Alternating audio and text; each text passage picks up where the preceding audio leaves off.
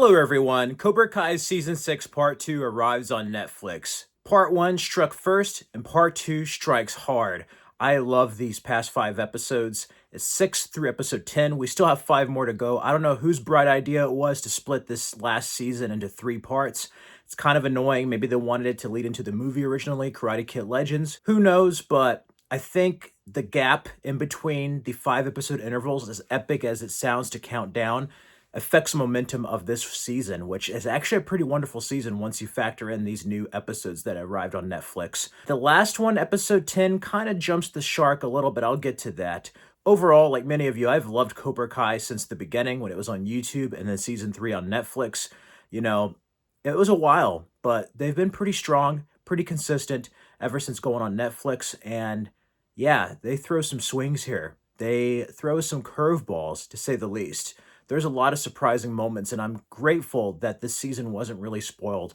I won't be going too heavily into spoilers, but I will say that it does what Cobra Kai does best with the Karate Kid mythology, expanding the lore, the characters, showing us shades of gray with the characters and their motivations, as well as sometimes kind of going off the deep end in the karate world. But the first part saw Tori's mother pass away, and we get to see her join Cobra Kai. This picks up right after with the Saikai Taikai tournament in Barcelona. We get to see the rivalry with some of the other dojos. It's not just about Cobra Kai anymore. There's a bigger world out there.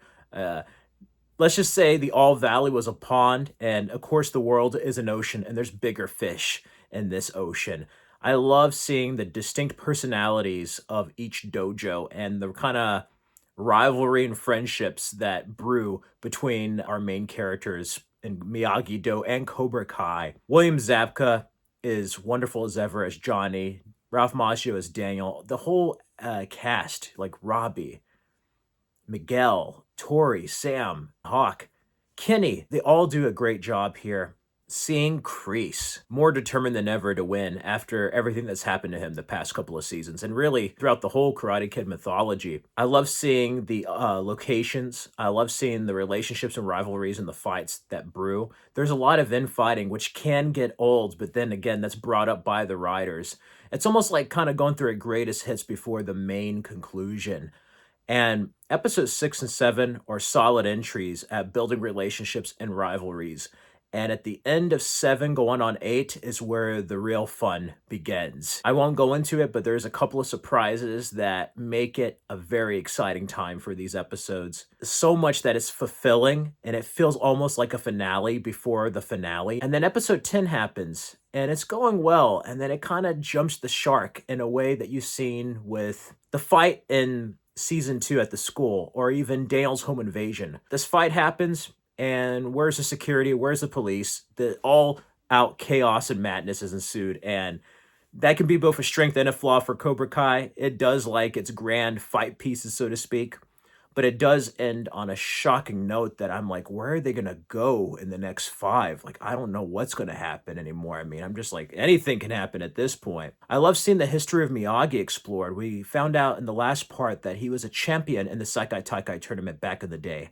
So we get to learn more about that. There's also more revelations regarding Kenny and the incident that happened to him. I like that we get closure to certain rivalries and incidences that have happened in the past. There are also some heavy, dramatic, emotional moments that will leave you feeling emotional and just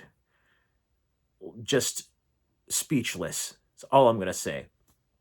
But overall, this was an action-packed second part of the final season, and I wish part 3 was out already. It might be when Karate Kid Legends comes out, but I really hope it's New Year's Day. I do not like this gap. Like, I don't know who the bonehead was that decided to split it into 3 parts. I was already upset with Stranger Things 4 and Witcher being split into like 2 parts, but 3 parts is ridiculous just for 5 episodes.